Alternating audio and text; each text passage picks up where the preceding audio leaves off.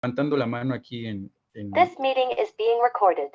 en la llamada, yo les alzo la mano para que tengan en cuenta que faltan 3 minutos para concluir, ¿no? Enseguida, bueno, hacemos un redondeo de ideas y cedo la palabra a los comentaristas, en este caso, al doctor Rivera y al doctor Vega, ¿sí? En ese orden.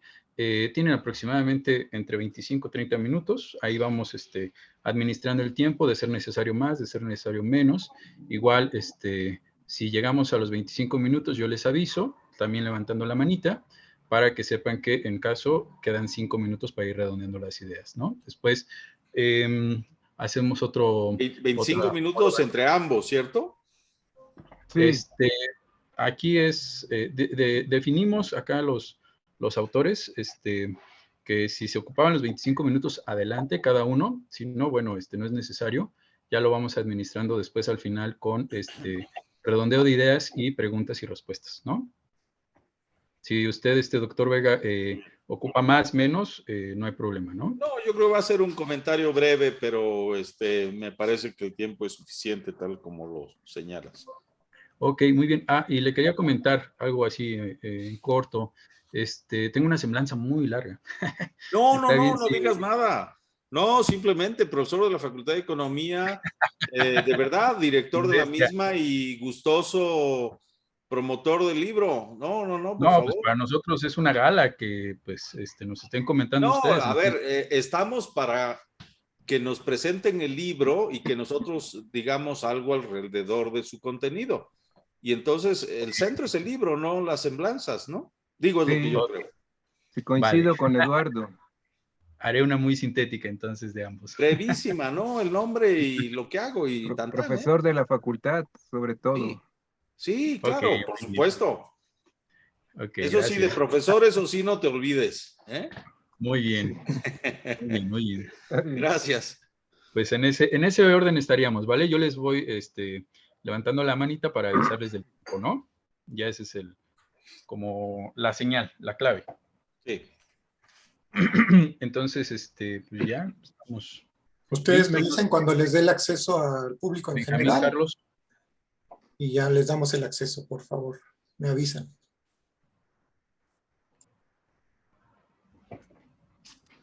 Pues yo creo que se le puede ir dando ya para ser puntuales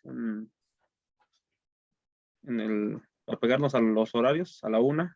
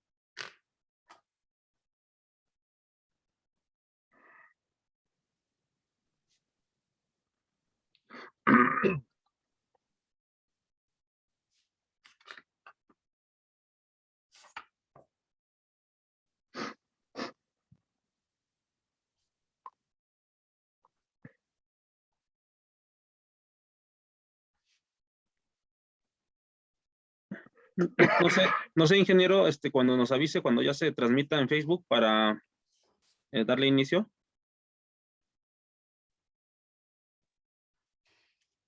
Listo, ya pueden empezar.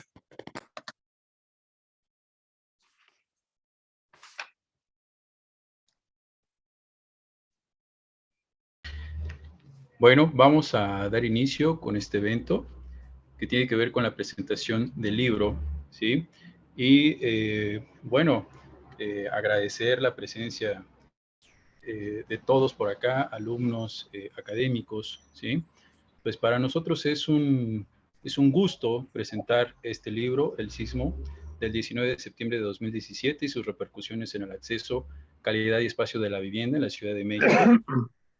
Entonces, bueno, pues por principio, agradecer el espacio otorgado para presentar nuestro libro, publicado el pasado noviembre de 2021 por la Facultad de Economía de la Universidad Nacional Autónoma de México. Esta obra tiene por objetivo escudriñar la problemática en el acceso, calidad y espacio de la vivienda, considerando como extremo afectaciones de tipo natural, sí, por supuesto, como lo fue el terremoto del 2017 en la Ciudad de México, pero también intentando ir más lejos en relación con la participación socioinstitucional y los importantes retos que aquí se abren para garantizar un derecho básico, como lo es la vivienda digna y decorosa, como derecho humano básico. Y leo una cita, ¿no?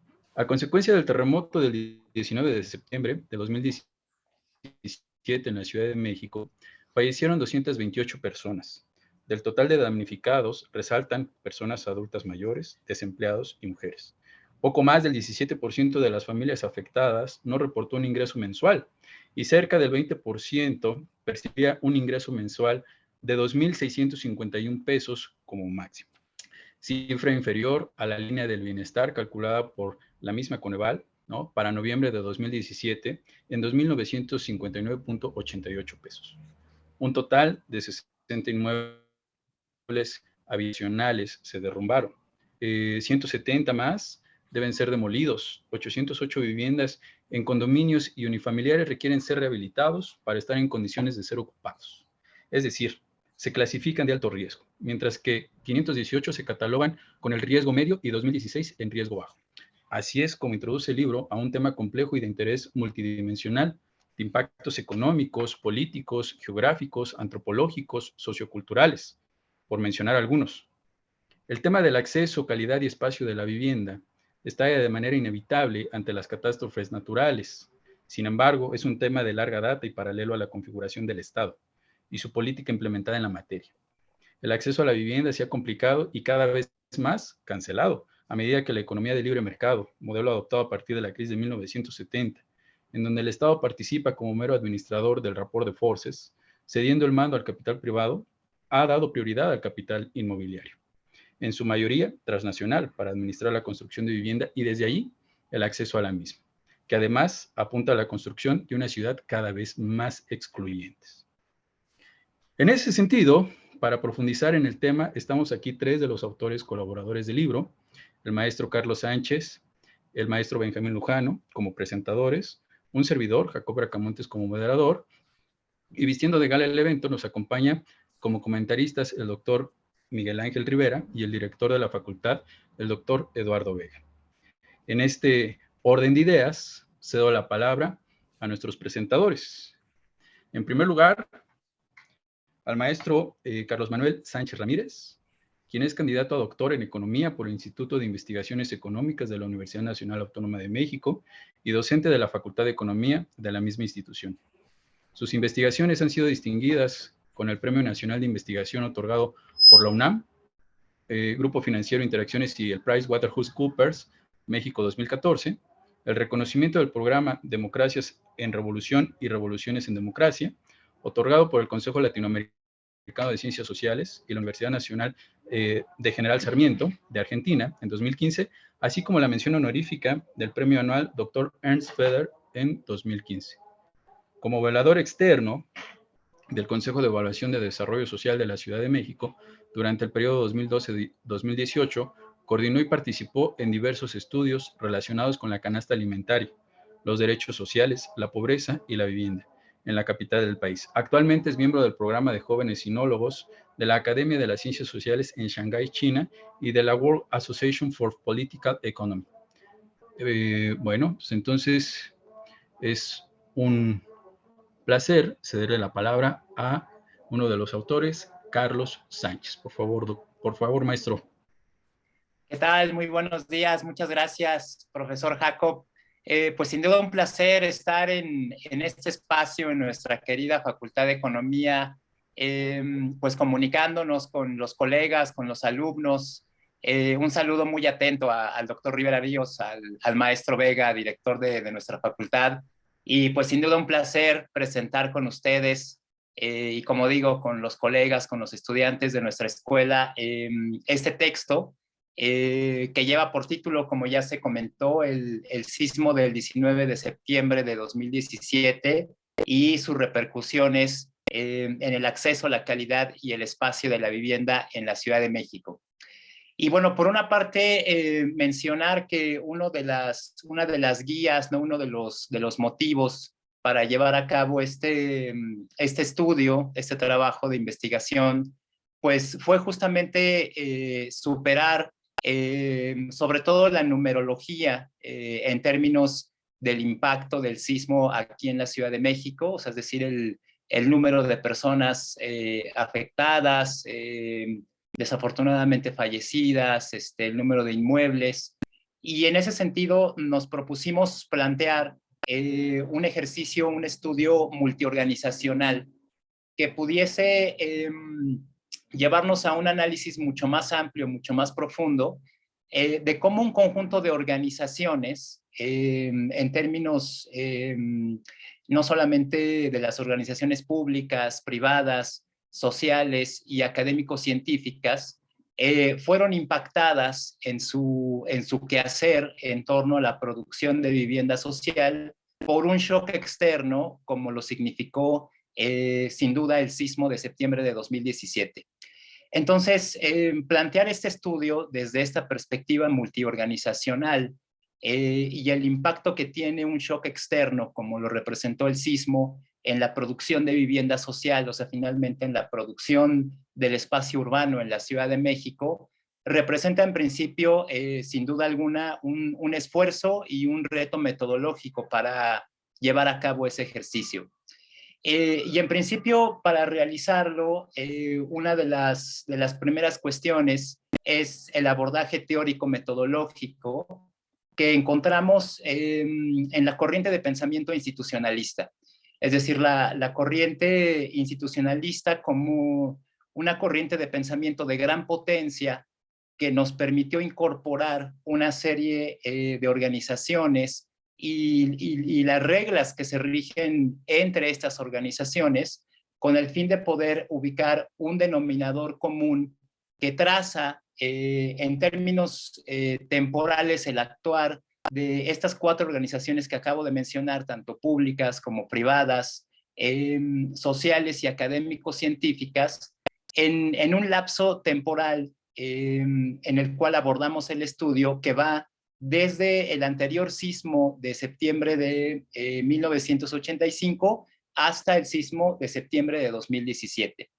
Entonces, un elemento central que traza estas 4 organizaciones que acabo de mencionar significa o toma forma en el mercado especulativo desregulado del suelo, que de manera muy interesante es un mercado desregulado de la tierra que comienza a impulsarse, comienza a desarrollarse justamente después del sismo de septiembre de 1985, que coincide a su vez con esa segunda década de los 80s en la cual nuestro país comienza a emprender una modalidad neoliberal de desarrollo en la cual el mercado se coloca o se va colocando paulatinamente como un elemento mucho más preponderante para la representación y la solución de la problemática social en detrimento del Estado, y que paradójicamente la política pública tiende a profundizar al paso de los años esta situación. ¿A qué me refiero? Por una parte, en el libro se analiza, por ejemplo, un conjunto de políticas relacionadas con restablecer el derecho a la vivienda de los afectados por el sismo de 1985, que implicó la toma por parte del Estado de un conjunto de terrenos, de suelo, sobre todo en lo que ubicamos en el texto como ciudad central, o sea, en términos escalares, en la Ciudad de México se puede ubicar a ciudad central abarcando las alcaldías de Benito Juárez, de Cuauhtémoc, de Venustiano Carranza, de Miguel Hidalgo, que también fueron el corazón de la Ciudad de México fuertemente afectado en el sismo de 1985. Y uno de los pasos que da el gobierno en ese momento es monopolizar un conjunto importante de tierra que tendió en principio a hacer este bien mucho más escaso, ¿no? en Ciudad Central, iniciando entonces toda una ruta, todo un recorrido vinculado con la escasez de la tierra, sobre todo en el centro de la ciudad, y que poco a poco, bajo la lógica del mercado, se va generando un proceso incremental de precios a través del tiempo. Y como decía yo, paradójicamente, no solamente está esa respuesta, esa reacción por parte del Estado en su momento, después del sismo del 85, sino que también habría que hacer referencia, por ejemplo, al bando 2, durante el periodo de gobierno de 2000 a 2006, que privilegia la construcción de vivienda igual en esta región de Ciudad Central, pero sin plantear una regulación al mercado del suelo, al mercado de la tierra. Es decir, hay una serie de políticas públicas que van entonces desde el primer punto de análisis, desde el sismo de 1985, con el acaparamiento por parte del Estado del suelo en Ciudad Central, que pasa también por el establecimiento del bando 2, ¿no? De 2000 a 2006, privilegiando o impulsando la producción de vivienda, pero sin plantear una regulación, una necesaria regulación del mercado de suelo y dejándolo a las libres fuerzas del mercado.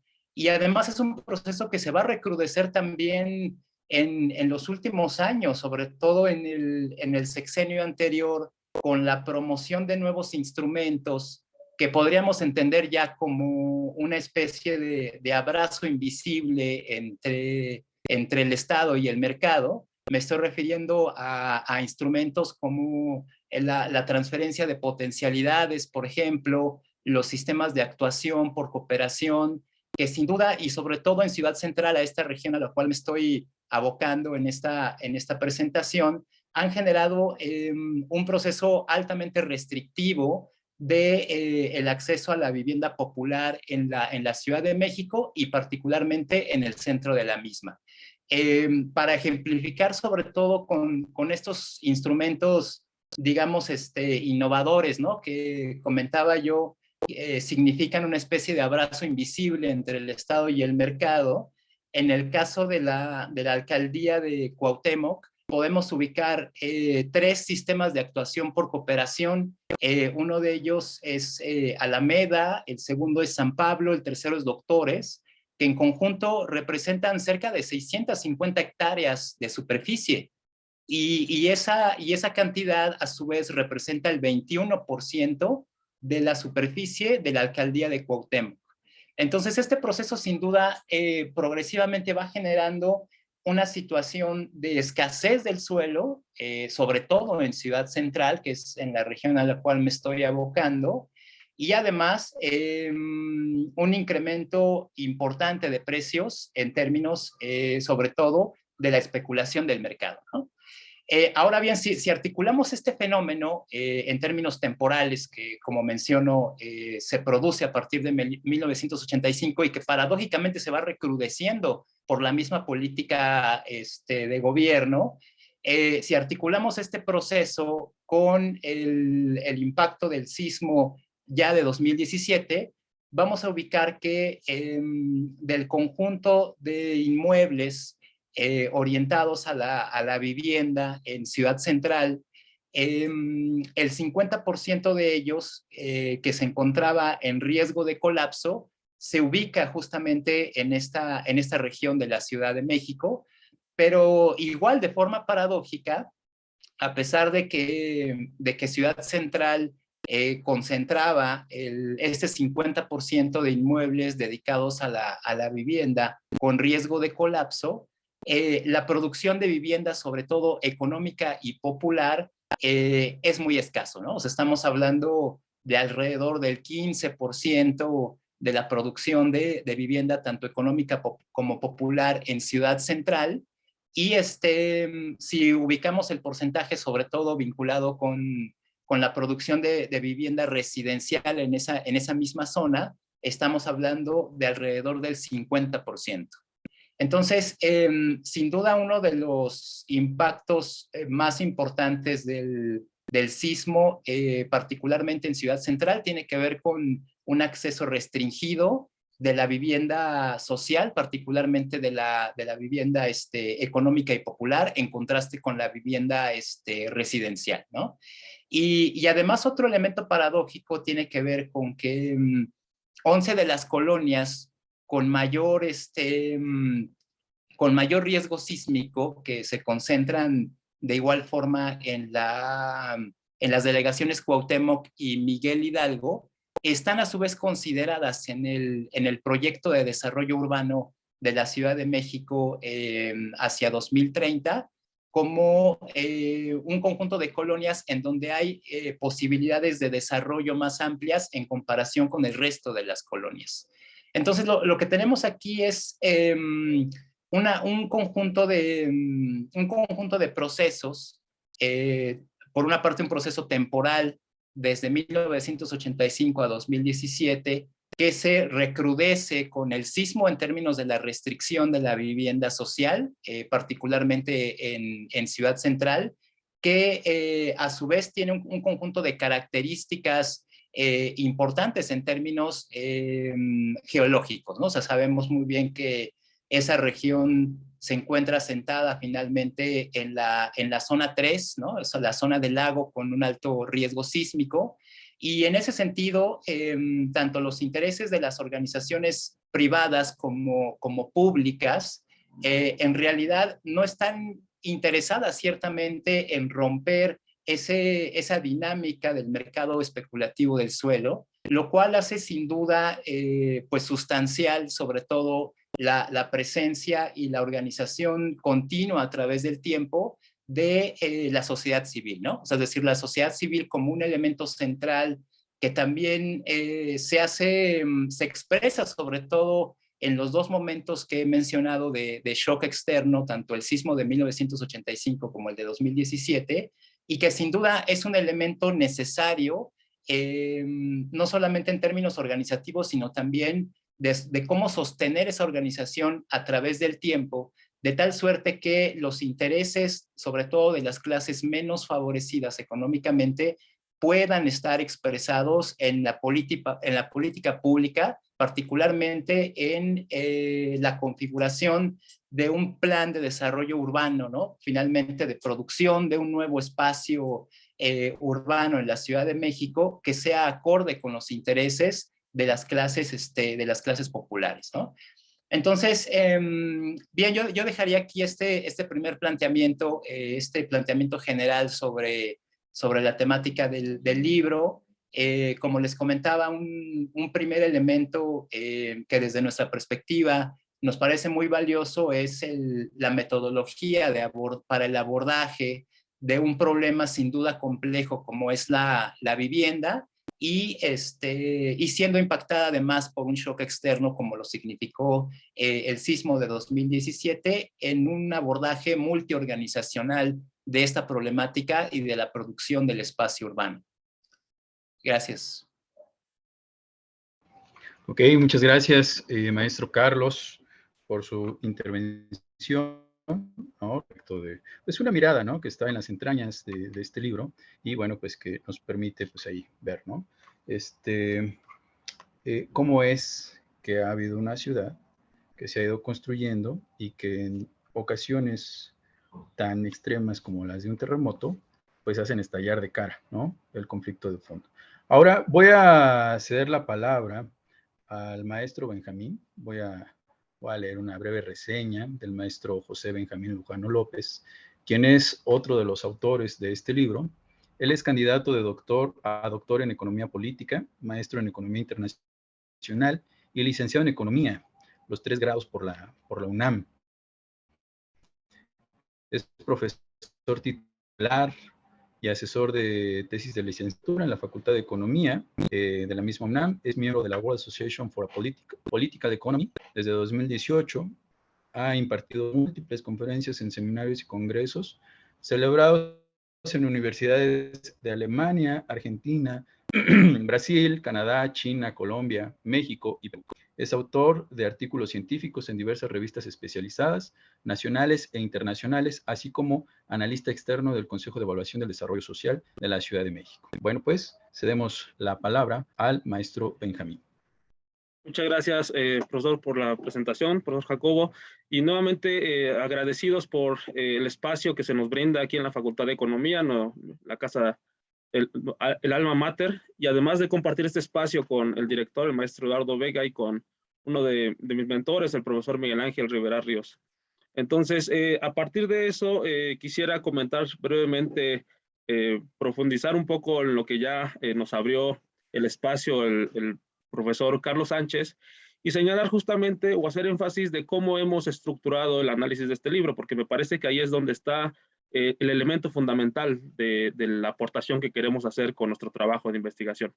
Entonces, el primer elemento es justamente esta teoría institucional, pero institucionalismo heterodoxo, porque como explicamos a lo largo de la obra, la teoría institucional no está unificada, sino que parte de una vertiente que nosotros retomamos como un institucionalismo histórico, en la cual se explica que las reglas del juego que se instauren socialmente tienen que ver con una estructura de poder que la sustenta, y por lo menos se pueden configurar 2 tipos de formas o de marcos socioinstitucionales.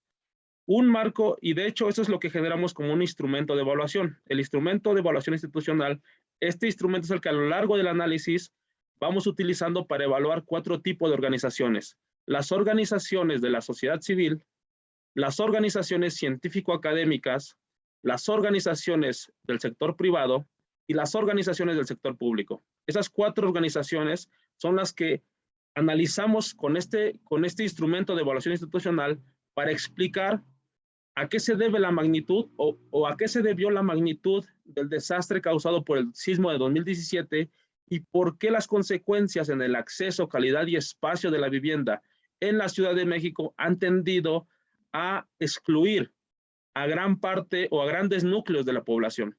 Ese es el aporte que intentamos explicar en este libro. Entonces, lo que vamos señalando es que las reglas que se conformen socialmente, por lo menos pueden expresarse en dos sentidos.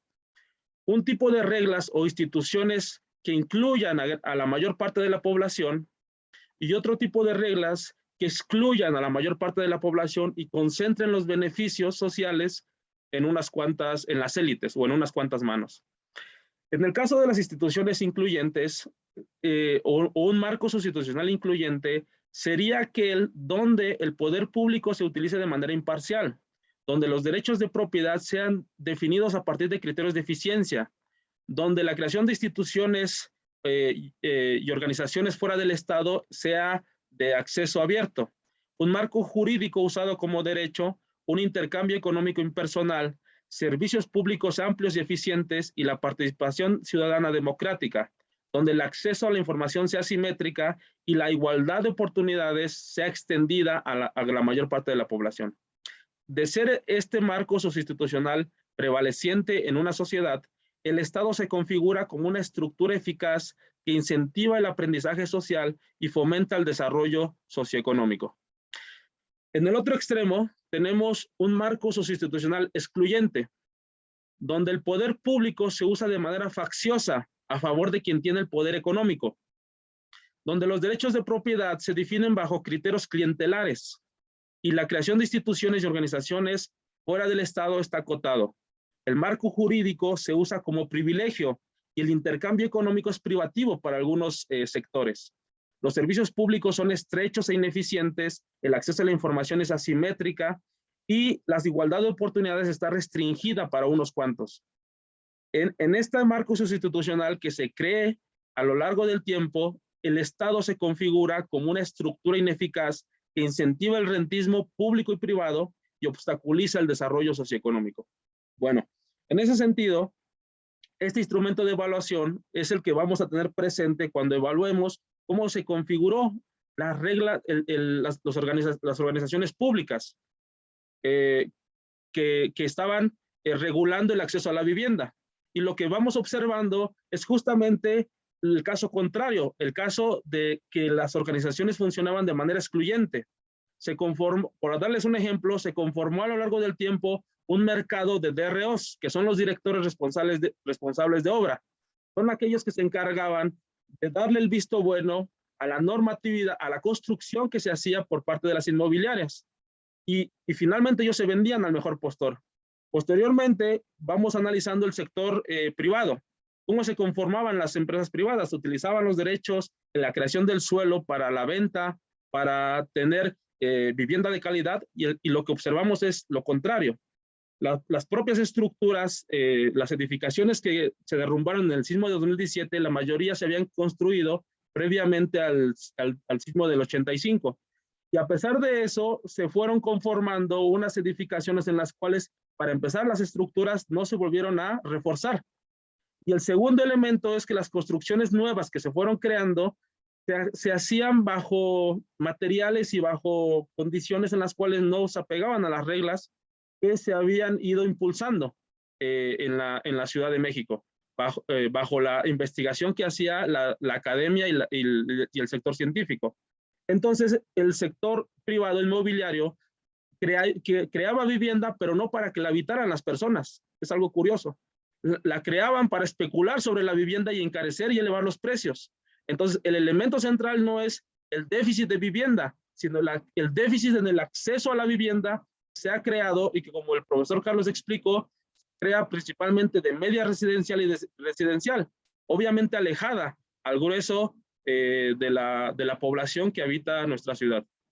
Posteriormente avanzamos en el análisis de las organizaciones académico-científicas, y lo que vemos es que la Ciudad de México, o México, es un país que tiene el conocimiento más avanzado para la creación de infraestructura en cuestión de sismos. La CENAPRED, la UNAM, el Instituto Politécnico Nacional y diversas organizaciones que se abocan al análisis para generar información adecuada, de calidad, que se utilice en la cuestión de la vivienda, pues simplemente, como probablemente pase con este libro, quedaba en letra muerta, porque llevado a la práctica eran reglamentos, eran cuestiones, información de calidad que se creaba, que finalmente el sector privado hacía, soslayaba dentro de la formación de la vivienda. Y finalmente abordamos las organizaciones sociales de la ciudadanía. Y lo que observamos es, por ejemplo, que en el sismo del 85, después del sismo del 85, que es nuestro parámetro para abordar el de 2017, en ese sismo, los choques externos lo que hacen es invalidar las bases sobre la que se organiza la sociedad. Es decir, las reglas que se instauren socialmente no son no caen del cielo, no son determinismos, sino que se construyen en la interacción de los agentes, sobre todo quienes tienen el poder. Pero esas reglas no son perennes, sino que pueden reestructurarse, pueden cambiarse, pero a partir de que queden invalidadas. Ese efecto es el que creó el sismo del 85, que hizo ver justamente las precarias condiciones en las cuales se creaba la vivienda. La sociedad civil se movilizó, pero la fuerza que se requería para cambiar las reglas del juego quedaron atenuadas, porque se fragmentó la movilización social. Y entonces los propios partidos, partidos políticos atajaron la movilización civil, y de esa manera se convirtieron en una forma clientelar para la población que había sido afectada en ese momento del 85. Posteriormente, el sismo del 2017 volvió a recrear el mismo efecto. Hizo ver la forma en la cual se estaba generando este proceso del acceso, la calidad y el espacio de la vivienda, y entonces la población civil nuevamente reaccionó. Y dentro de la propia ciudadanía se hizo ver que las anomalías que se habían generado dentro de la construcción y el acceso a la vivienda. Nuevamente se recreó el efecto, pero las condiciones a las cuales la fuerza del social se requería, nuevamente quedó invalidada o quedó atenuada.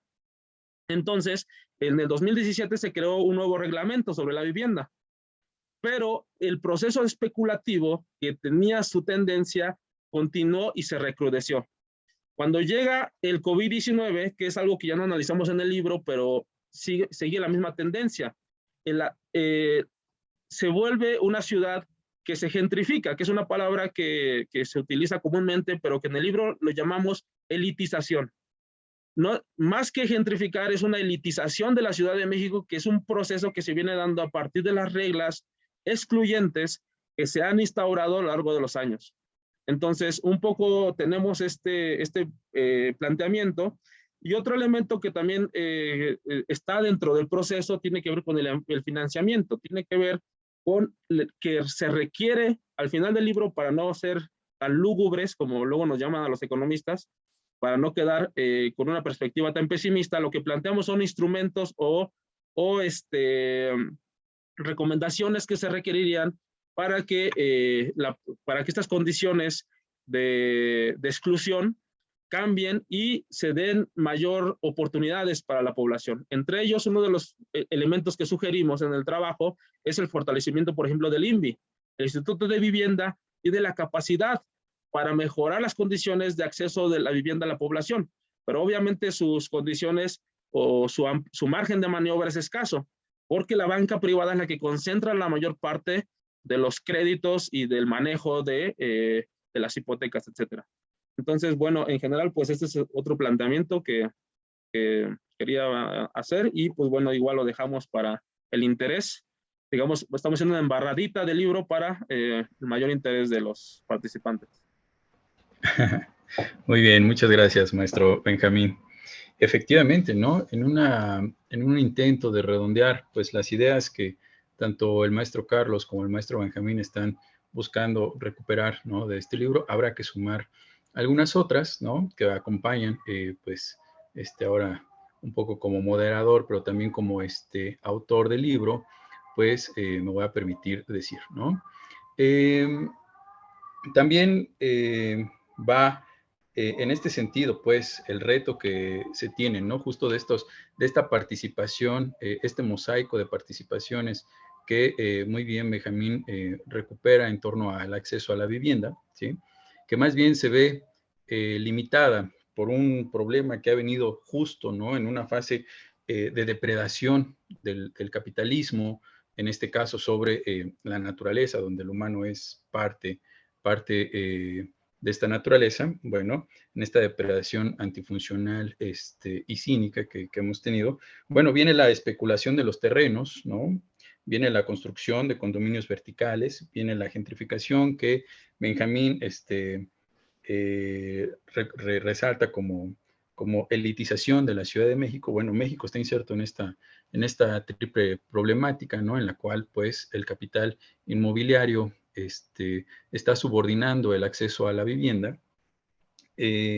Bueno, frente a eso, también en el capítulo 4 se hacen una serie de observaciones, conclusiones, sugerencias en cómo la política estatal debería de alguna manera intervenir para pues, ¿no?, dar un acceso a la vivienda que sea, pues, digna y cubra con este papel de cumplir con el derecho humano básico.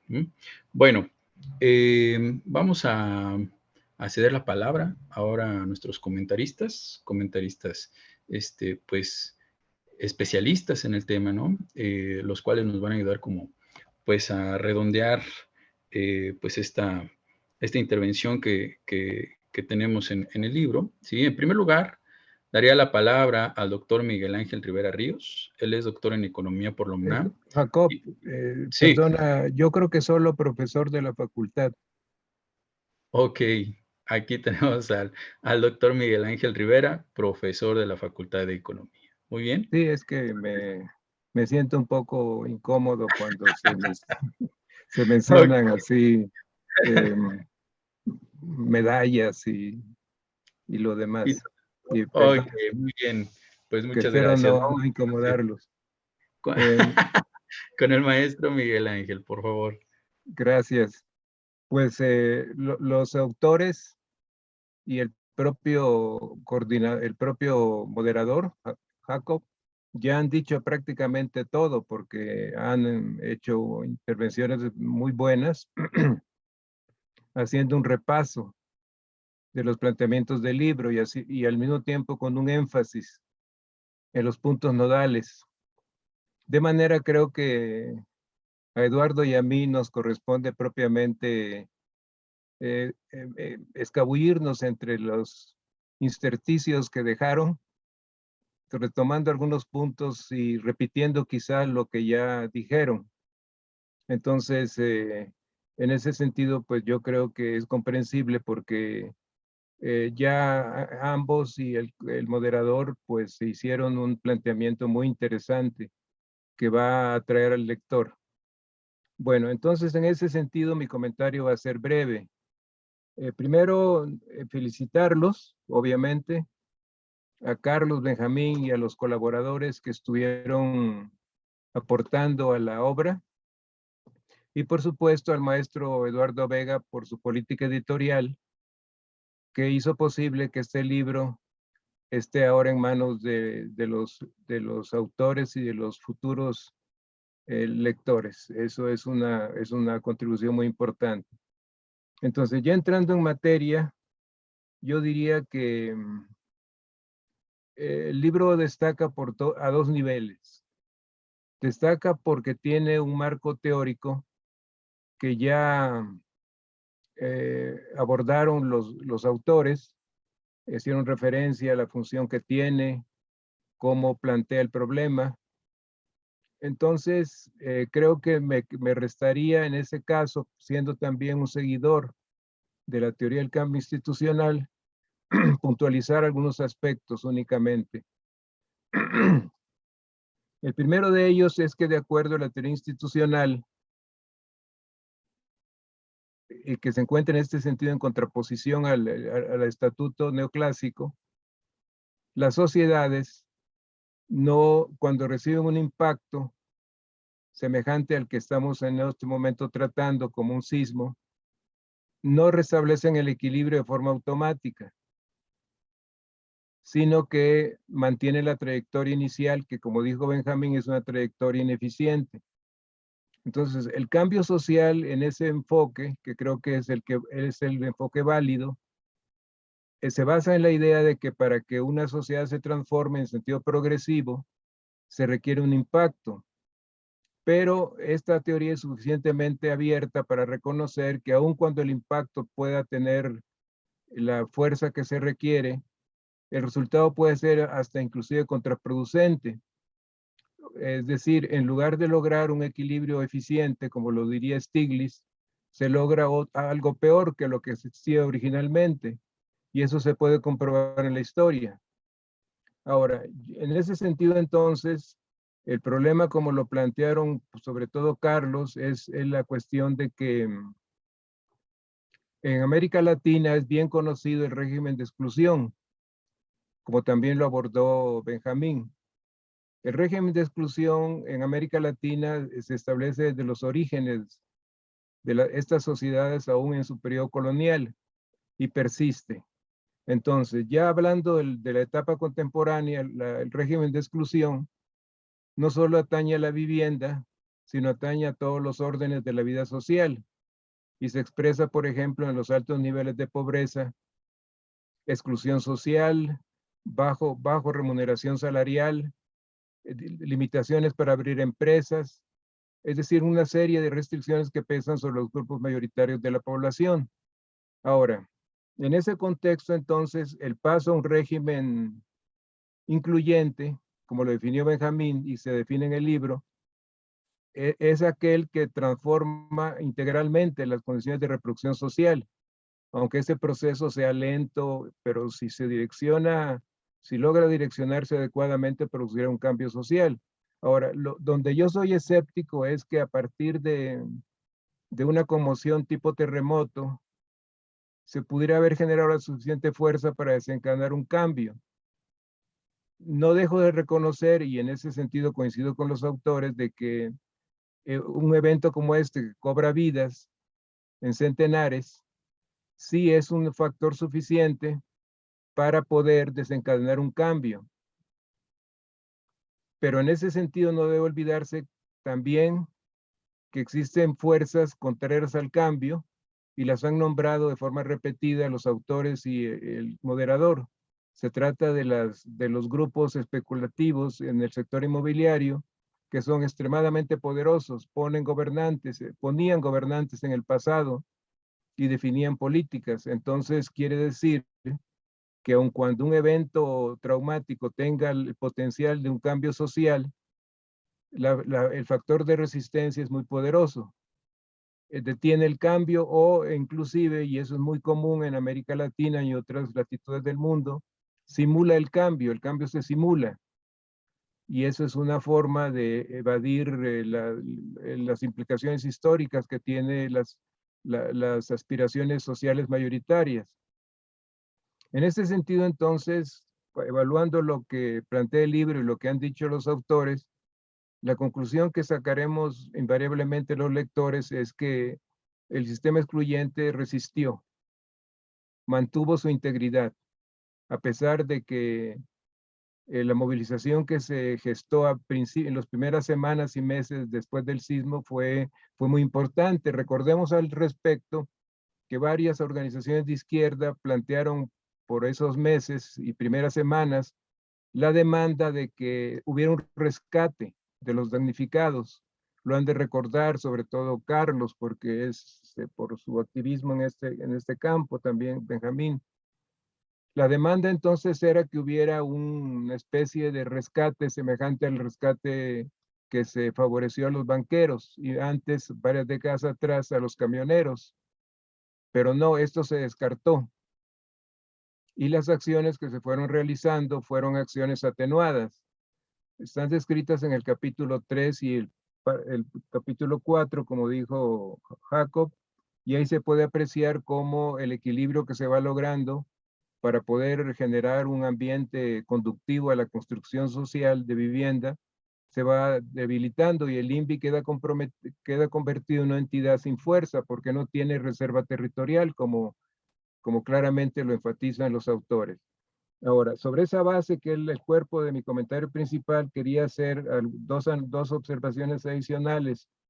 En términos, uno de ellos, en referencia al énfasis que hizo Carlos sobre clases populares, yo creo que el régimen de exclusión va más allá de lo que conocemos como clases populares. Si como clases populares entendemos a los trabajadores manuales, en su mayoría, el régimen de exclusión en realidad llega al grado de abarcar a la clase media, que ha perdido estatus socioeconómico desde los años 80.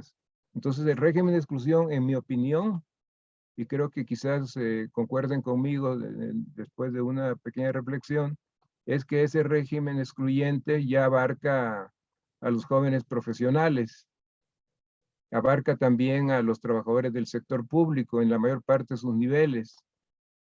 Todos ellos, para como están los precios de la vivienda en la actualidad, no tienen condiciones para adquirir una vivienda a menos que reciban un apoyo familiar usualmente o ahorren que será 20 años de su vida para lograr el patrimonio que se requiere para una vivienda. En este caso, entonces, eso me parece que es un punto que debiera tenerse presente para una segunda edición del libro y en eventos en los cuales participen los autores. Finalmente, me quiero referir al problema de los precios. Yo creo, cuando leí el capítulo, creo que es el 3 o el 4, donde se habla del incremento promedio de los precios de la vivienda, vi un coeficiente modesto, una tasa modesta de incremento de los precios. En realidad, ahí es donde me surgieron ciertas dudas, pediría a los autores que si pudieran hacer una aclaración. Pero hace poco estuve acompañando a mi hijo que quería comprar un apartamento y quedé horrorizado de los precios, no de la vivienda promedio, sino de la vivienda popular, la vivienda que está subsidiada, que tiene escrituración subsidiada, que es un beneficio que realmente creo que sí tiene méritos porque permite accesibilidad. Y creo yo que esto habría sido, no lo tengo claro, pero me parece que probablemente el incremento de los precios se aceleró durante la pandemia de 2020 en adelante, pero también observé cosas raras. La oferta de vivienda es limitada. Sorprendentemente uno esperaría que si los precios son elevados, haya una provisión de vivienda, pero realmente lo que se ofrece es vivienda de ínfima categoría, situada en lugares de la ciudad con grandes inconvenientes afectados por la saturación vehicular, expuestos a la delincuencia y así sucesivamente. Entonces me parece que el incremento de los precios ha experimentado una aceleración sorprendente y en este momento es un factor de exclusión muy grande con un peso desproporcionado que lastima, vulnera a las generaciones jóvenes. Aquí estoy viendo en la pantalla las imágenes fijas de lo que creo que son estudiantes de la facultad. Todos ellos, cuando llegue el momento y piensen en su vida familiar, digámosle así, se van a encontrar con esa enorme barrera. Entonces, la pregunta es cómo cambiar esto, porque esto tiene que cambiar y no olvidemos también que es un fenómeno mundial. La restricción de la vivienda, el uso de poderes especulativos, el acaparamiento, la formación de gigantes inmobiliarios está en todas partes. En realidad, en este sentido, México no es un ejemplo aislado, sino que es parte de un movimiento mundial en el cual recordemos el trabajo de Piketty, que Eduardo y yo somos admiradores de ese autor. Él dice que, y esto tuvo resonancia y se corroboró por otros autores, que la mayor parte de las ganancias del capital provienen de la renta territorial. Este es un hecho sorprendente en una era de innovación tecnológica, pero el dato no deja lugar a dudas. La mayor parte de la riqueza que reciben las clases que poseen los medios de producción se origina en la propiedad territorial. Bueno, pues eso es lo que les quiero comentar. Pues me pongo punto final a mi participación, reiterando la felicitación. Gracias. Muchas gracias, doctor Miguel Ángel Rivera. Bueno, aquí acabamos de anotar su pregunta para que, si les parece bien, una vez que cedamos la palabra al maestro Vega, pues acá el compañero Carlos, Benjamín y un servidor, pues podamos darle, bueno, más bien Carlos y Benjamín, ¿no? Puedan darle una salida a esta interrogante. Bueno, muchas gracias. Ahora cedo la palabra pues al maestro Eduardo Vega López, director de la Facultad de Economía y profesor de la misma. ¿Sí? Si estamos de acuerdo, entonces. Cedemos la palabra. Muchísimas gracias, Jacob, Fernando. La verdad que me da muchísimo gusto participar en esta ocasión, presentando el libro El Sismo del 19 de septiembre de 2017 y sus repercusiones en el acceso, calidad y espacio de la vivienda en la Ciudad de México, cuyos autores son Carlos Sánchez Ramírez, José Benjamín Lujano López y con el apoyo, la colaboración de quien modera en esta ocasión la presentación de este importante libro,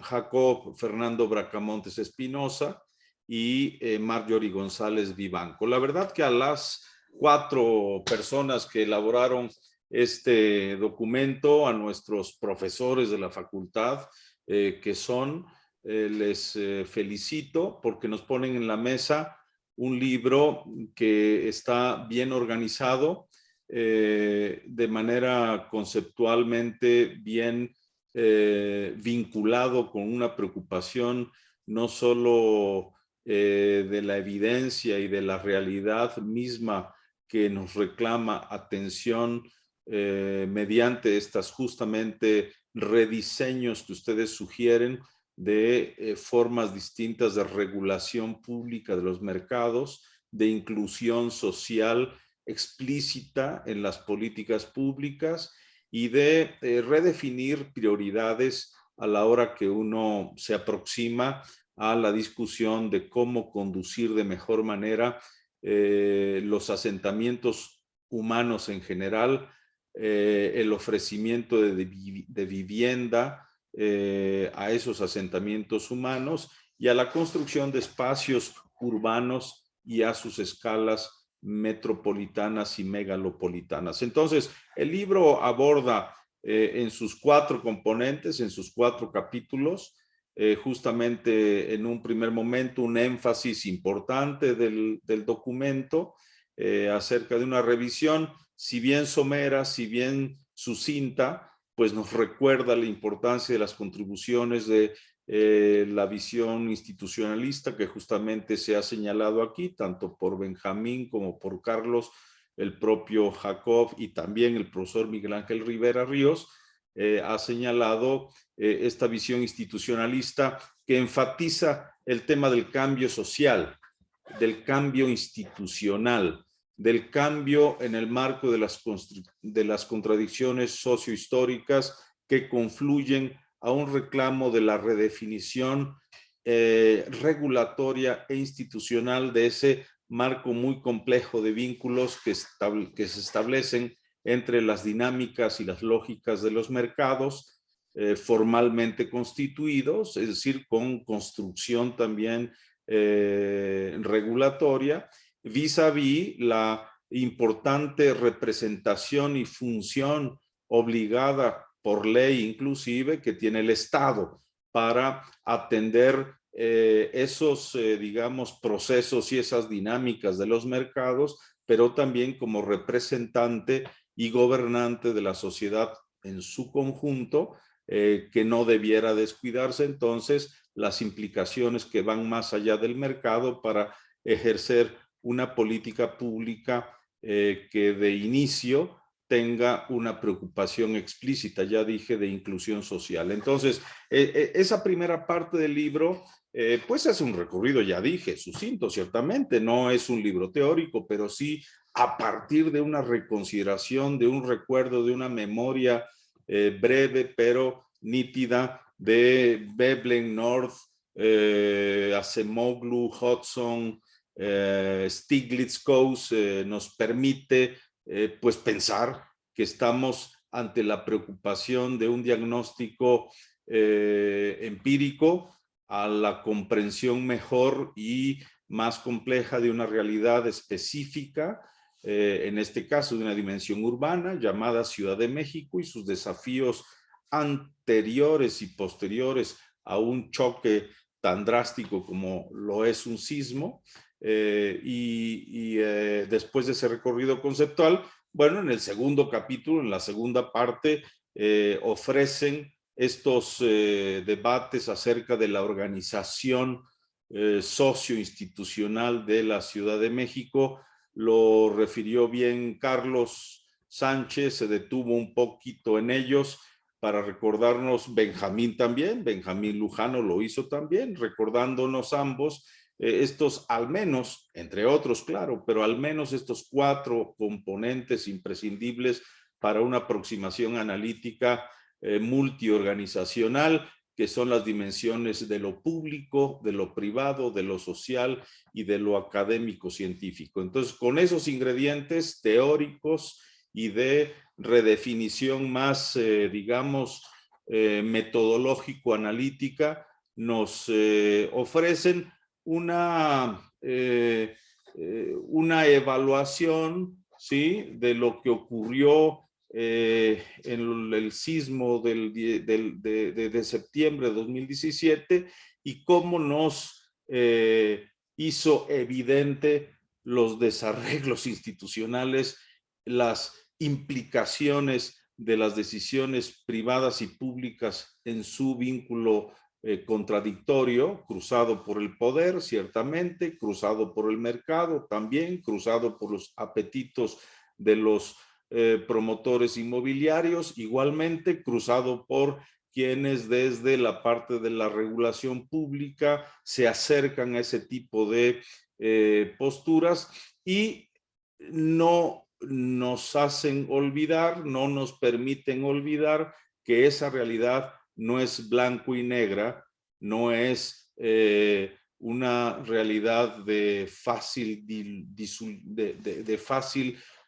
comprensión, y nos ofrecen sistemáticamente estas argumentaciones que, al menos con estos 4 componentes mencionados y sus complejas relaciones, nos tienen que hacer repensar las leyes que están vigentes, las políticas públicas que se diseñan o se actualizan, los criterios para más específicos, más ligados, ya no tanto ni al mundo jurídico y normativo, sino también al mundo de la gestión práctica de las autorizaciones, los permisos, el apoyo a iniciativas de creación de espacio público con iniciativas privadas. Y bueno, entonces eso nos ofrece el capítulo 2, y el capítulo 3 específicamente se concentra en las repercusiones que tuvo el sismo de 2017, en septiembre de 2017, para poner una vez más sobre la mesa todos estos asuntos a partir de un choque tan dramático, tan lesivo en la vida privada y pública de la Ciudad de México, en nuestras vidas, ni más ni menos, y entonces concluyen finalmente con recomendaciones interesantes al respecto, señalando y enfatizando el asunto de la imprescindible inclusión desde una perspectiva distinta a la vigente o a la generalmente vigente en la toma de decisiones urbanas. Bueno, eso es, para mí, digamos, ese es un recorrido muy, si ustedes quieren, muy abreviado del contenido rico del libro, y me parece que la Facultad de Economía pues se beneficia con la publicación de este libro a partir de noviembre del año pasado. Yo añadiría algunas cosas. Y disculpen si me tomo algunos minutitos más de lo que llevo ya. Estoy aquí con mi cronómetro, pero espero no pasarme mucho. Fíjense que este libro nos da la oportunidad de discutir cosas que hemos vivido juntos y que no solo son experiencias de vida, sino experiencia como economistas, me refiero, experiencias de repensar la política pública. La vivienda, que está en el centro de la preocupación de los autores de este importante libro. La vivienda no solamente es un asunto público que parte de o que emerge con el déficit habitacional y las razones sociodemográficas que están detrás de ese déficit habitacional. Es obvio, si uno empieza cualquier estudio desde esa visión importante, sociodemográfica, pues claro, el incremento de una población humana, cualquiera este sea, el desdoblamiento familiar que se da, pues sí, con justamente la composición etaria y la composición diferenciada de las familias y los grupos sociales que conformamos cualquier ciudad. En el transcurso del tiempo se empiezan a presentar dificultades adicionales a las de la mera oferta satisfactoria de una demanda creciente de vivienda. Y entonces allí es cuando uno dice, bueno, pero si hay déficit habitacional, debiera ser más o menos obvio que hay que construir habitaciones o viviendas. La discusión es la de siempre. La discusión es cuánta vivienda necesitamos, dónde la necesitamos, quiénes autorizan la construcción y de qué calidad, tamaño, con qué materiales y con qué tipo de financiamiento se construye esa vivienda. No solo quién la autoriza, sino quién la produce, como ustedes dicen en el libro. Y entonces como empezamos a ver que algo tan básico y tan importante como tener vivienda, resulta que es un proceso muy complejo, que no solo es sociodemográfico, es, como ustedes bien lo ponen, socioinstitucional, es productivo, está cruzado por las tensiones del poder y hay, pues evidentemente, hay visiones y presiones desde los desarrolladores inmobiliarios que prefieren mercados con altos ingresos, no hay duda de ello. Y entonces, cuando hay déficit habitacional, un desarrollador inmobiliario piensa en primer lugar en vivienda, o lo supone de esa manera, vivienda para personas, individuos o familias de ingresos medios, altos o muy altos. ¿Por qué? Porque ahí es donde están las mayores ganancias. Y ahí hay encadenamientos productivos más orgánicamente estructurados. Me refiero a los materiales de construcción, a la identificación de los predios, al desmonte de los mismos, a la discusión de cuál es la reserva territorial de una ciudad para la construcción de vivienda. Y cuando uno ve que no solo es ese tipo de vivienda la que una ciudad debe y desea ofrecer en los mercados, entonces, pues uno tiene que estar también entendiendo que la vivienda debe de ser, como se dice en una política pública, si me permiten la expresión, en una política pública correcta, una vivienda digna. Se utiliza generalmente ese adjetivo, ¿no? Para decir una vivienda digna es una vivienda que tenga un espacio existencial mínimo, básico, como para que uno pueda cohabitar con otras personas que son parte de la familia y uno tenga espacios diferenciados al interior de la vivienda. Es decir, cocina, baño, sala, dormitorios. Básicamente. Entonces viene la discusión del metraje. ¿Cuántos metros cuadrados debe de tener una vivienda? Y ahí viene cuántos metros cuadrados tiene la reserva territorial de las ciudades. Y entonces viene la identificación de los predios. ¿Cuáles son los predios baldíos en una ciudad? ¿Cuáles son los predios colindantes de la misma? ¿Cuáles son los predios que están presionados con una conurbación territorial o física con otros municipios o zonas vecinas a la ciudad? ¿Y cuáles son los que, sin que necesariamente tengan presiones de conurbación física o territorial, sí tienen una conurbación funcional? Se va a requerir, evidentemente, no solo vivienda, sino todos los servicios asociados a la vivienda. Y entonces, lo que ustedes están planteando en su libro nos debe hacer recordar o nos debe evitar el olvido de que la vivienda incluye o debe de incluir en términos de política pública incluyente los servicios básicos de la vivienda. Me refiero a agua, energía y evidentemente electricidad, transporte. Eso quiere decir que vivienda, agua, energía, transporte debe de tener detrás una política territorial de desarrollo urbano.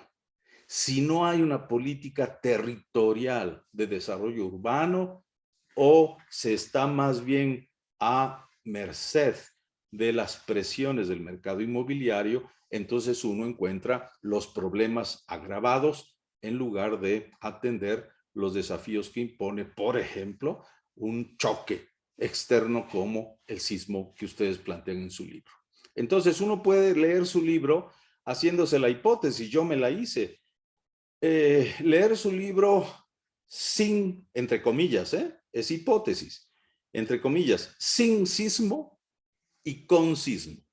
Sin sismo hay una lectura y todavía tenemos un montón de problemas no resueltos y un montón de críticas por hacer a la política pública vigente de cómo administrar una ciudad en el tema fundamentalmente de vivienda. Ahora, con sismo, pues se agravan esos problemas. Se hacen más obvios, más evidentes y más de urgente atención. Entonces, creo que su libro viene a plantear, creo que es lo que va a hacer a los lectores, a las lectoras, a plantear un conjunto de preguntas que aun y cuando no tengamos las respuestas hoy en la presentación del libro, sí vamos, creo, a partir de la lectura de su libro, a generar preocupaciones adicionales de análisis, de investigación y mediante mejores diagnósticos que tengamos a la recomendación también de políticas públicas más convenientes. Yo cerraría mi comentario diciendo, ustedes están poniendo el punto sobre una I muy grandota, que es el conjunto de las resistencias, las resiliencias y los cambios institucionales que hay que inducir en una ciudad como la de México, con un énfasis de preocupación en la vivienda. Ahora bien, si le ponemos no solo sismos, sino otros muchos riesgos a los cuales estamos en posibilidad, en probabilidad de enfrentar, inundaciones, ¿sí? Por ejemplo, no solo sismos, sequías, y entonces eso nos va ampliando el dejar de pensar solo en la Ciudad de México, sino poder pensar a partir del libro de ustedes en cualquier ciudad, en Mexicali, en Ciudad Juárez, en Toluca, en Villahermosa, en Acapulco, y seguir pensando también en la Ciudad de México. Entonces, yo cierro diciendo que les felicito porque es un documento que nos ofrece esta, digamos, esta memoria de los desarrollos conceptuales del institucionalismo, con énfasis en el cambio institucional que ustedes han sugerido también, el institucionalismo heterodoxo, y a partir de allí, cómo nos permite una visión crítica al pensamiento económico convencional, plantear cuestiones tan de vida cotidiana y de urgencia básica como es la vivienda, que sí es evidentemente, entre otros muchos aspectos, es también un problema económico que tenemos que resolver. Así que, pues, muchas gracias por su libro. Qué bueno que la facultad lo publicó. Qué bueno que lo estamos ya difundiendo a partir de este momento. Y pues como un comentarista de todo buen libro, yo recomiendo su lectura y la discusión de su contenido. Muchas gracias. Muchas gracias, maestro Vega, por sus apreciables comentarios, en verdad, que, bueno, pues están colocando sobre la mesa varios temas también, ¿no? Que se tienen que discutir en torno a el acceso a la vivienda, que efectivamente es una discusión multidimensional, ¿no? Y que, bueno, en el marco de la época en la que nos encontramos, evidentemente el acceso a la vivienda tiene que ser visto más lejos, ¿sí? No solo, esto que está planteando es muy importante, ¿no? Puede mirarse una reflexión con la pregunta con sismo, sin sismo, pero también, ¿no? Agregar la cuestión del cambio climático, ¿no? Que las proyecciones son que va a haber ciudades oasis más adelante, ¿no? Si el incremento en la temperatura del planeta va a realizarse. Bueno, ok. Bueno, pues agradecemos nuevamente los comentarios muy oportunos, tanto del doctor Miguel Ángel como del maestro Vega, ¿sí? Y ahora pues pasaríamos a una ronda de preguntas y respuestas, ¿sí? Ya tenemos una en el tintero, que es la que plantea el doctor Miguel Ángel, ¿sí? Respecto de, bueno, ¿cómo está el problema del incremento, ¿no? En la vivienda popular, que es subsidiada, el incremento en los precios, ¿no? La dificultad en el acceso en la vivienda popular que es subsidiada, ¿no? ¿Por qué se vuelve tan complicado su accesibilidad ¿no? ¿A qué se debe el incremento de precios? Está en función de la oferta de la vivienda. Entonces, bueno, ¿qué les parece si arrancamos con esta pregunta? Y pues también a los que nos están escuchando, que nos hicieron el favor de participar en esta presentación del libro, si nos pueden ir planteando sus preguntas, sus inquietudes en el chat para irles dando salida. Estamos aquí con el chat abierto. Carlos, Benjamín, no sé quién quisiera abrir. Sí, si gustas, Jacob, puedo hacer algunos comentarios, sobre todo en relación a las inquietudes que plantearon tanto el doctor Rivera como el maestro Vega. Voy a compartir brevemente mi pantalla con el fin de proyectar un cuadro. En principio, bueno, teníamos este comentario, esta duda sobre la vivienda popular. Aquí básicamente me estaba yo refiriendo a un tecnicismo,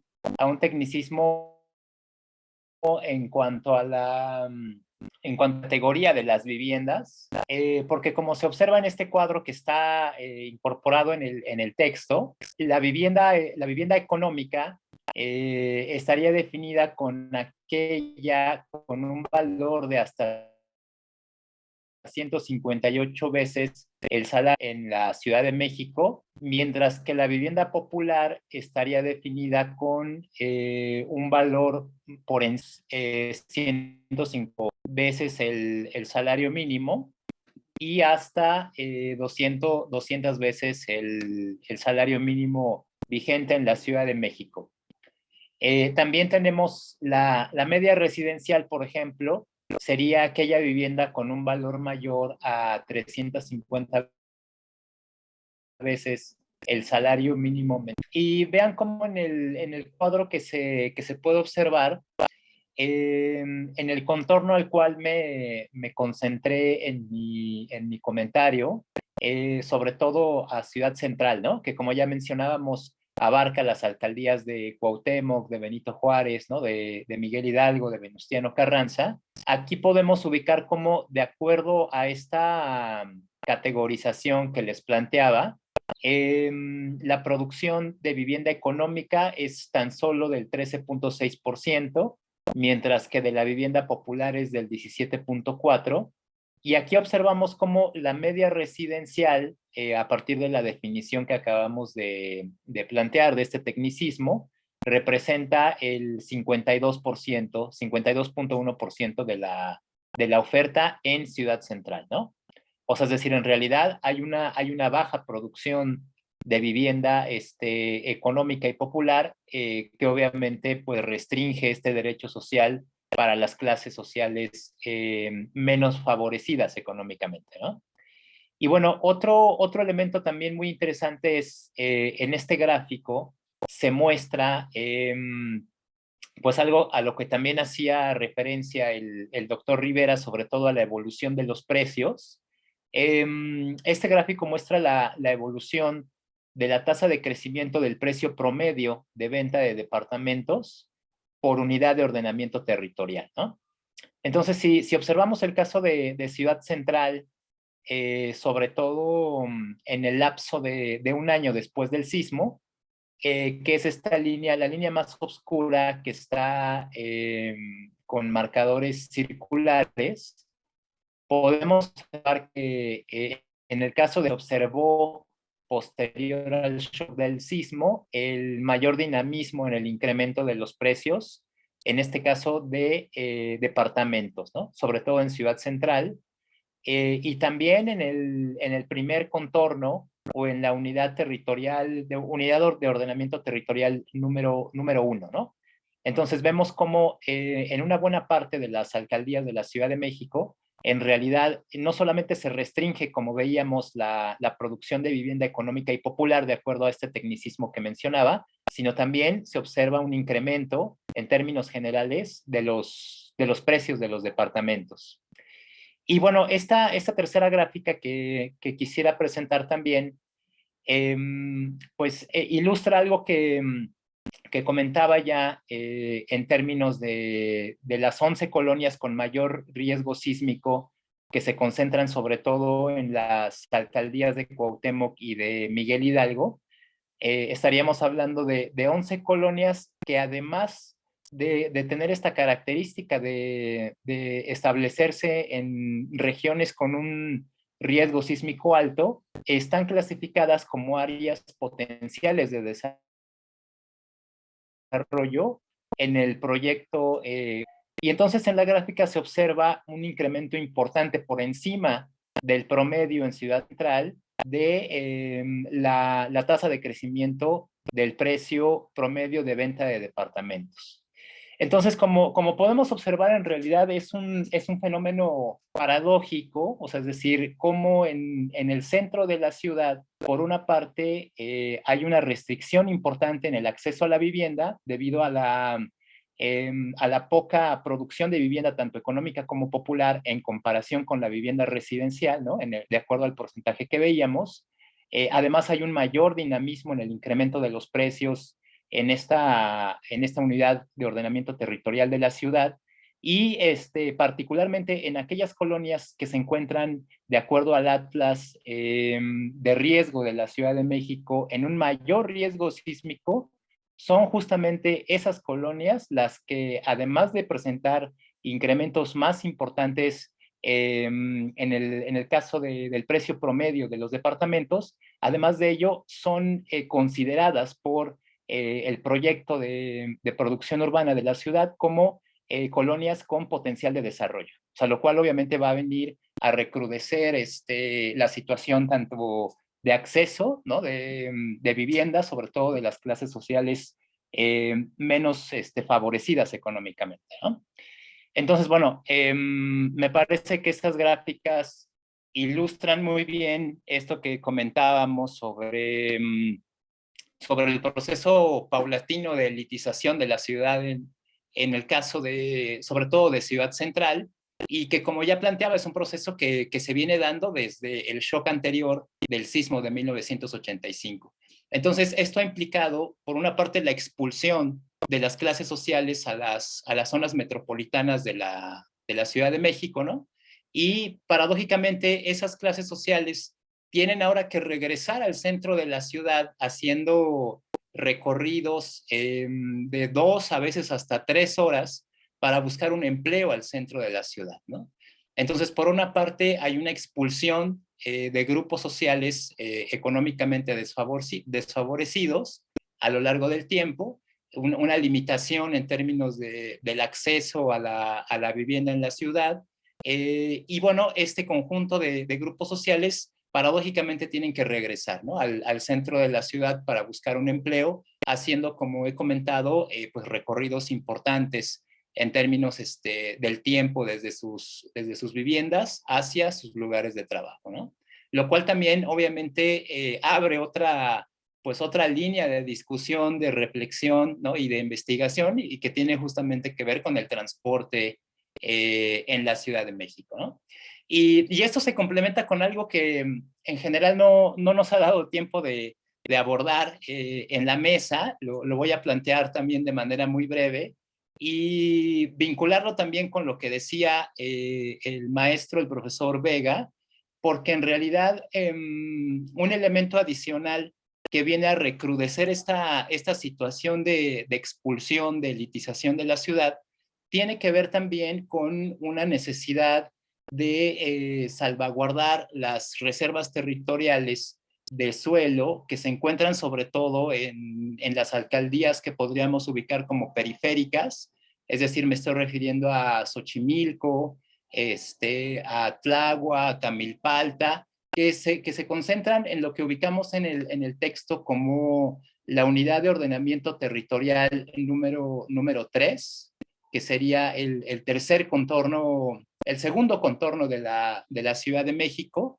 y en estas alcaldías hay espacios que de manera importante tienen que ser reservados, o sea, es decir, no hay un no hay permisos explícitos para la construcción de la vivienda en esas regiones. Y esto sin duda, debido al interés medioambiental, se genera también otro proceso pues vinculado con la restricción de la producción de vivienda en ese espacio, lo cual pues recrudece finalmente la situación de elitización de la propia ciudad, ¿no? Yo dejaría hasta aquí este segundo comentario. Ok, Carlos. No sé, Benjamín, ¿quieras? Sí, algún comentario breve unificando los importantes señalamientos que observa el profesor Miguel Ángel y el profesor Vega, es que justamente una característica que estamos haciendo en este libro es evidenciar dónde se encuentra el núcleo de las anomalías, en este caso en la producción y en el acceso a la vivienda. Porque justamente como se señala el profesor Miguel Ángel, cada vez los jóvenes que salen de la universidad, que los profesionistas que buscan pues esta promesa en la cual se venía señalando sobre adquirir una vivienda, adquirir propiedad, pero se dan cuenta que se les es negada por las propias condiciones. Entonces lo que vamos trazando en este libro es justamente un análisis en el cual se plantea que no es natural las condiciones, o sea, no es como una cuestión inevitable los procesos del bajo acceso a la vivienda o de que las anomalías que vino a evidenciar el sismo, sino que fue una configuración que se fue gestando por lo menos durante 2, 3 décadas el del proceso de elitización de la Ciudad de México. Entonces, por ejemplo, se podría pensar que tenemos condiciones de vida en la ciudad cada vez más de hacinamiento, precarias, por una condición de que somos muchos, pero lo que podemos ver es que la tasa de natalidad ha ido en descenso. El problema es la densidad o el hacinamiento, es porque las propias condiciones que tienen la dinámica del crecimiento económico del país, donde se concentra la mayor parte de la riqueza, impulsa a las familias a buscar, a movilizarse donde encuentren empleo, donde encuentren vivienda, y terminan siendo todos amontonados en el transporte, amontonados en las casas, amontonados en diversos espacios para reproducir la vida. Entonces, el proceso tiene que ver por decisiones que se van tomando por quienes tienen el poder. Entonces, básicamente ahí es donde queremos concentrar el núcleo, porque justamente desde la generación de los millennials, por desgracia, los elementos centrales para desarrollar la vida, como es la salud, como es la educación, como es la vivienda, quedaron en manos de empresas privadas porque se pensaba que el mercado iba a solventar o iba a resolver los elementos de oferta y demanda, y lo que se observó es totalmente lo contrario. Entonces, elementos como el sismo de 2017 o elementos o procesos como el COVID-19 vinieron a volver a traer a la palestra del debate, a la palestra de la conciencia, de que no se puede, de que requerimos nivelar los procesos, de que el Estado nuevamente debe encauzar los elementos de su participación para generar políticas desde el Estado y darle cabida a la población que ha sido progresivamente expulsada. Entonces, se podría pensar que los siniestros de la naturaleza, como señalaba el maestro Vega, las inundaciones, sequías que posiblemente se vayan detonando cada vez más por el cambio climático, pues le tocará a las personas porque así es la naturaleza drástica, y pues, pero el problema es cómo atenuar los impactos de esos procesos. Y lo que estamos viendo es que los impactos de esos procesos se pueden atenuar porque ya hay conocimiento, porque ya hay tecnología suficiente. El problema es que los beneficios concentrados no permiten darle cabida a la mayor parte de la población. Uno de los datos que seguramente el maestro Vega es conocedor, los alimentos, por ejemplo. Tenemos todavía a nivel mundial gran parte de la población que está desnutrida, que muere de hambre. Es porque no hay alimentos, lo contrario, los alimentos existen en suficiente cantidad. El problema es que por la dinámica de baja regulación que existe en los procesos de producción, terminan siendo tirados al mar para evitar que bajen los precios. Entonces, un poco lo que queremos hacer en este trabajo es un llamado a nuevamente nivelar los procesos, a que otra vez se nivele la extrema concentración de poder económico que se tiene entre el sector, entre las empresas, y darle cabida a la participación de la sociedad civil. De hecho, una parte de las recomendaciones que señalamos al final del libro es que se debe darle autogestión a procesos de creación de vivienda, a favorecer a las cooperativas, a darle otros mecanismos para que la sociedad civil se empodere, porque de otra forma, pues el mercado no se va a resolver como nos lo hacían creer desde los 90. Nos tragamos la idea, sobre todo los millennials, de que la meritocracia existía, de que trabajando y esforzándonos íbamos a lograr un nivel decente de vida como el que tienen nuestros padres. Se dio lo contrario. Nuestro nivel de vida es inferior al que tienen nuestros padres, y eso no se debe a una consecuencia de que, de que fue la parte de la dinámica del desarrollo humano, sino se debió a decisiones que se fueron tomando con el paso del tiempo para favorecer a las élites y a una extrema concentración de toma de decisiones y de riqueza en pocas manos, que terminó, como vemos en estos momentos, excluyendo a grandes núcleos de la población y a precarizando cada vez más las condiciones de vida de los ciudadanos. Pues creo que esto quisiera redondear de lo que comentó el profesor Miguel Ángel y el profesor Vega. Ok, muchas gracias, Benjamín. Bueno, vamos a revisar por acá en el chat. Parece no hay más preguntas. Dulce, no sé si por allá en la página de Facebook tengamos algunas preguntas para, en este caso, los presentadores.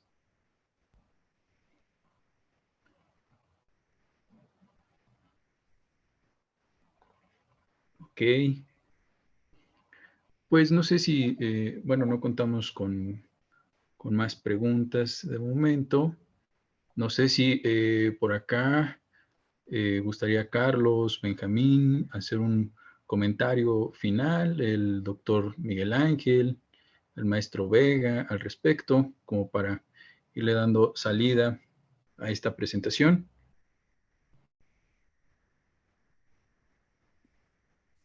Por mi parte no, Jacob, por mi parte no. Okay. Bueno, pues de mi parte solamente agradecer nuevamente el apoyo que desde luego las recomendaciones del profesor Miguel Ángel a lo largo del análisis que fuimos haciendo, de parte del maestro Vega, el apoyo para este libro, esta obra llegara a la luz en su publicación. Esperamos también contar con su apoyo para presentarlo en las otras ferias del libro de Guadalajara y darle a este libro una mayor cabida dentro de la publicación, porque uno de los elementos que observamos justamente en el libro es que el conocimiento académico científico que se fomenta desde el Estado, desde la política pública, tiene poca resonancia dentro de los tomadores de decisiones, dentro de los procesos que fomentan la creación de la vida. Entonces, yo creo que estos trabajos justamente lo que se requiere es darle mayor difusión, y para eso requerimos los autores contar con apoyos como el doctor Miguel Ángel, el profesor Vega, para permitir que más personas lleguen y tengan acceso al análisis que se hace durante largos años.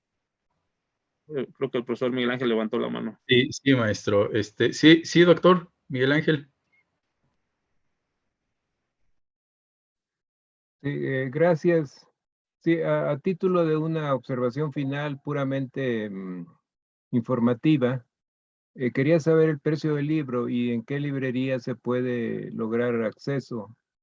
Por ejemplo, si la librería de la facultad ya reabrió, supongo que no, porque eso o se tiene contemplada la apertura próxima de la librería de la facultad.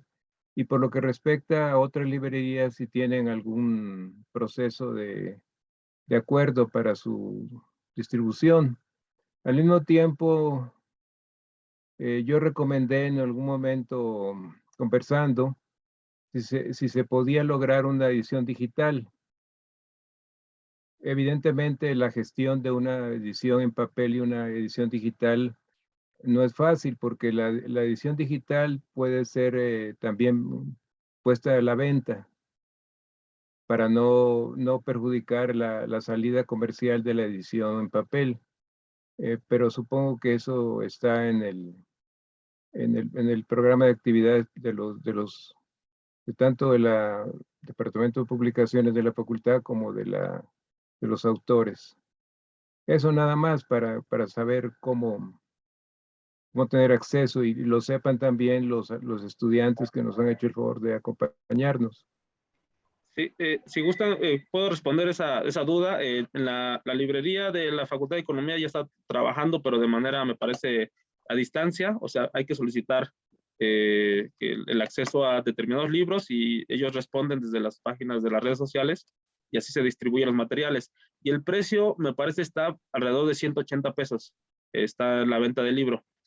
Y en la cuestión digital también los autores no tenemos mucha información porque la comité editorial de la facultad me parece todavía están evaluándolo. Ok. Eso es lo que de momento conozco. Sí, como respuesta general a la observación importantísima que hace nuestro profesor Miguel Ángel Rivera Ríos, yo diría en efecto, la librería ya está funcionando, estará ya abierta de manera diaria a partir del próximo lunes que empezamos las actividades presenciales, escolares, docentes en la facultad, en esta versión bimodal que hemos acordado. Entonces, como ya va a haber presencia escolar y docente de nuestra comunidad, pues la librería empezará a dar los servicios que ha dado siempre. Y claro que sí, como política editorial de la facultad tiene una iniciativa general de que los libros sean publicados en versión impresa ya con muy bajo tiraje, es decir, pocos ejemplares, pero impresa para que quede no solamente como documento testigo, sino también se distribuya por los canales que tenemos, los canales universitarios que tenemos de distribución a otras universidades, a oficinas públicas de gobierno, pues personas que entendemos les beneficiará leer los documentos que publicamos en la facultad y también simultáneamente la política de publicación en línea. Así que es cuestión de considerarlo y de hacer la estimación correspondiente y ver qué proceso adicional hay que cubrir y estar en contacto y atento a lo que nos recomienden nuestros colegas y compañeros de la Coordinación de Publicaciones. Pues bueno, muchas gracias nuevamente a nuestros comentaristas, el maestro Vega, el doctor Miguel Ángel Rivera, por tan agradables comentarios al libro. Y bueno, pues a nuestros presentadores el día de hoy, Carlos Sánchez, Benjamín Lujano. Y bueno, pues como escuchamos, el libro ya está en distribución justo para abonar al debate, ¿no? Y pues apuntar a la reflexión en torno al tema, ¿no? Del acceso a la vivienda. Y bueno, pues muchas gracias a todos por su participación. Quedamos pendientes. Felicidades, Benjamín, Carlos, Jacob. Gracias, maestro. Muchas gracias. Un gusto coincidir contigo, Miguel Ángel, en este importante acto universitario. Gracias, Eduardo. Pues me dio gusto verlos. Muchas Hasta gracias. luego, igualmente. Chao.